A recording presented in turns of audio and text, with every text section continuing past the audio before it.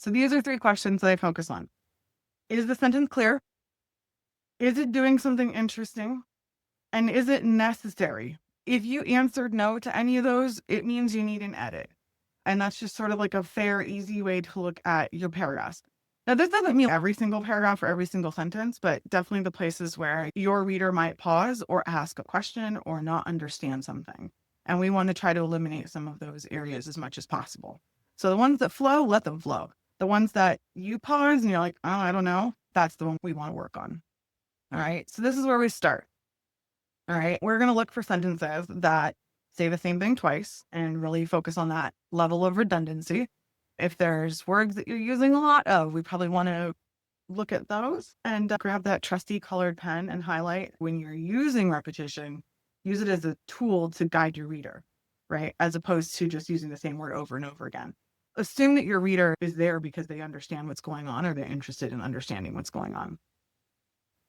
I'm guilty of this so much that it drives me crazy when I'm going back and editing where I start sentences weekly because I'm not sure where to go with the idea. And so this is like that typical writing a thesis statement where you start with, I think, or I believe, go ahead and write it anyways. And then those are the places you want to go back and cut out in part of your cutting challenges. And these are usually phrases like there is, it was, it began.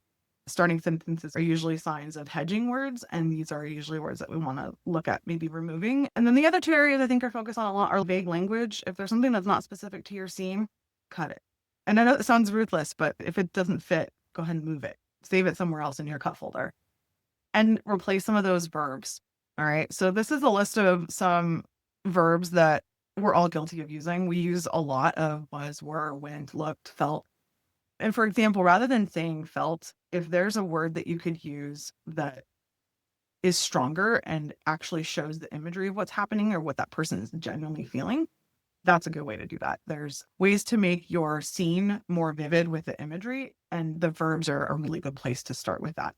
So I usually have folks circle their verbs in every sentence and see if it's having the impact that you want it to have before you move forward in your editing. Make sense? Okay. I know this sounds super simple to do, but read your paragraph out loud. And before I start a new chapter, I usually go back and I reread the one before to feel the rhythm so that when I finish that chapter and I start the next one, the pace is there and the rhythm continues.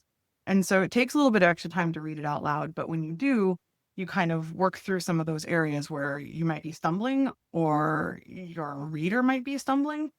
And then this is a good place to think about how your reader is feeling the feelings of the character. So if the character is feeling stressed or pressured, we want to rush through that sentence a little more. We want to feel the pressure a little bit more on those sentences and move the white space a little bit differently than we would if they're feeling sad or angry. We want to move the words on the page so that they feel the same pace that we want the character to feel. And so play with sentence structure. That's where rhythm is one of the more fun areas to play with. You can change the tone, you can change the pace, and sometimes it's the placement of a comma. Play with the grammar a little bit. Change a sentence to be 2. Change 2 sentences to be 1 longer one. Change the opening of your sentence. Maybe move the word. So sometimes it's just tweaking that sentence so that the ending is stronger than what you wanted it to be originally, or what you thought it could be originally. So something to think about.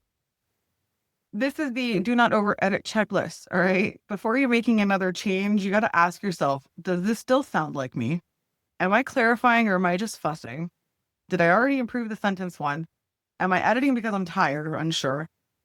Or would a reader actually notice the change? And if you check 3 or more, you need to stop editing for a sec because you're probably overwhelmed or you're making changes that don't need to be made. All right. So start with this. 1 paragraph at a time, 1 purpose per path, and you're always looking for precision over perfection. All right. You're not trying to change your entire piece. You're just focusing on 1 area at a time to edit, and it'll save you a little bit of peace. All right. I usually remind my own students that the editing isn't a punishment. It's really just a respect for that sentence and the structure that you want your reader to understand with you.